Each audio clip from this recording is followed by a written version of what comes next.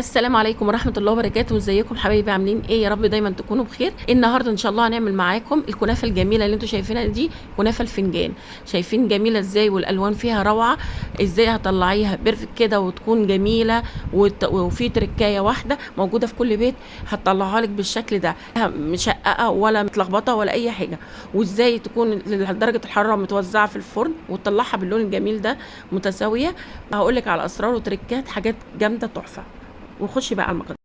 السلام عليكم، عاملين ايه؟ يا رب تكونوا بخير. النهارده بكل بساطه هنعمل مع بعض كنافه الفنجان. دي اول تركه يا جماعه، ان احنا نكون حاطين الكنافه في الفريزر عشان تجمد، وبعد كده افركها، وبعد كده هروح افرمها في الكبه عشان تبقى ناعمه كده كلها سوا بعضيها، وارجع لكم تاني. ودلوقتي بعد ما طحناها، بصوا يا جماعه خليناها ما شاء الله ناعمه جدا اهي. طحنتها في الكبه عشان كلها تبقى سوا بعض وتبقى سهله عليا في التشكيل. احط لها نص كوبايه سكر بودره، كوبايه الا ربع سمنه، عشان ده ما شاء الله كيلو وربع كنافه. اقلبها كويس كده.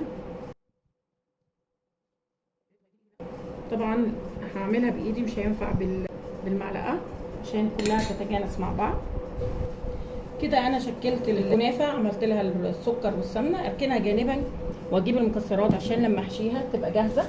احط كده فول سوداني مجروش، احط عليه حوالي معلقتين 3 جوز الهند، معلقه سمنه علشان يمسك معايا. مش كل ده شايفين يا بنات؟ هقلبهم كده عشان يمسكوا في بعض. احط معلقه سمنه كده في الصينيه، ادهن الصينيه كده علشان اجهزها للحشوه لما احطها. كده معايا فنجان، اي فنجان بقى عندكم. انا جبت فنجان القهوه ده اللي هو بتاع القهوه العربي، وحطيت جواها كيس استرتش كده عشان هو ده اللي هشكل بيه الكنافه. هيسهلها عليا خالص بان انا اطلع شكل الكاسات الكنافه بسهوله خالص. يعني هتطلع معايا وهعملها لكم عملي دلوقتي. هناخد كده نص الكميه، بصوا اضغط كده اهو عشان احط الحشوه جوه نص الكنافه كده اهوت، واحط بقى عليها من الحشوه بتاعتي اهو شويه كده، وارجع اكمل اضغط بقى، املي الفنجان كده اهو، اضغط عليه كويس قوي قوي. من اسهل الوصفات للكنافه كنافه الفنجان دي يا جماعه، ما بتاخدش وقت ولا بتاخد، يعني لو جالك ضيف فجاه كده وعايز تعملي حاجه حلوه هتعمليها وهو قاعد.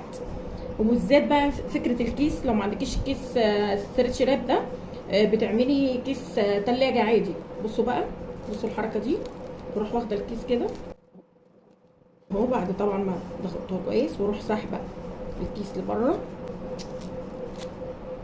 شايفين؟ بروح بعد كده بحوش الكيس واحط الكنافيه بكل بساطه. شايفين شكلت معايا ازاي؟ واروح حطها كده في الصينيه بتاعتي، واعمل معاكم وكم واحده تانية كده عشان بجيب الكيس كده شايفينه اهو، واجوفه كده احطه هنا. اعمل معاكم كذا واحده كده اهو، احط نص الكنافه هنا كده واضغط عشان يمسك معايا، واحط الحشوه اهي، واكمل الكنافه بتاعتي، واضغط بقى جامد عشان تتشكل معايا. مش وقت خالص خالص، تشكليها وانت واقفه كده، بتطلع سهله وتكون متوزعه في الفرن بقى. الحراره بتاعتها بتديها لون جميل كده، تطلع جوسي من جوه ومقرمشه من بره زي ما انتم شايفين كده.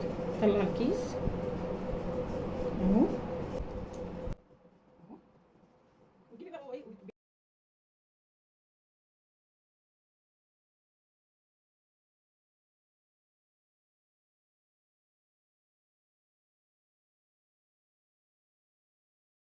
اهو يا بنات عملتها. يكون شغاله الفرن مسبقا ساخن، فرن ساخن، وتظبطيه على درجه حراره 200 حوالي من تلت لنص ساعه، وهنطلعها ونشوف الشكل النهائي بعد كده. ودلوقتي طلعتها يا جماعه، خدت اقل من نص ساعه، بيكون الشربات بارد وتقيل اهو. حط كده لازم ما شاء الله، بصوا شايفين الجمال. والشربات يا جماعه انا كان عندي مجهزا من قبل، بس انا بقول لك لو هتعملي شربات الكنافه دايما معروف بيكون بارد وتقيل، عباره عن كوبايتين سكر وكوبايه ميه وعصره ليمونه وكيس فانيليا وبس كده يا جماعه. اسهل من كده مفيش. وده كان الشكل النهائي بعد ما حطيته في طبق التقديم، وحطيته زينته بفستق حلبي انا عاملاه في البيت، الفستق الكداب. ان شاء الله في حلقه قريبه هعمله لكم. شايفين الشكل بقى اللون الذهبي الجميل اللي انتوا شايفينه ده منتهى الجمال والروعه، خفيفه جوسي طريه من جوه، هشه ومقرمشه من بره. حاجه كده تحفه. هوريها لكم بقى بالسكينه كده، افتح لكم واحده. حاجه كده تحفه روعه يا جماعه، يا ريت تجربوها والله تدعوا لي. وبالله عليكم تخبطوا لي لايك بقى، ما تنسونيش في اللايك، مش هيجرى حاجه يعني لو خبطتيني لايك كده وطلعتي. دعميني باللايك، والسلام عليكم ورحمه الله.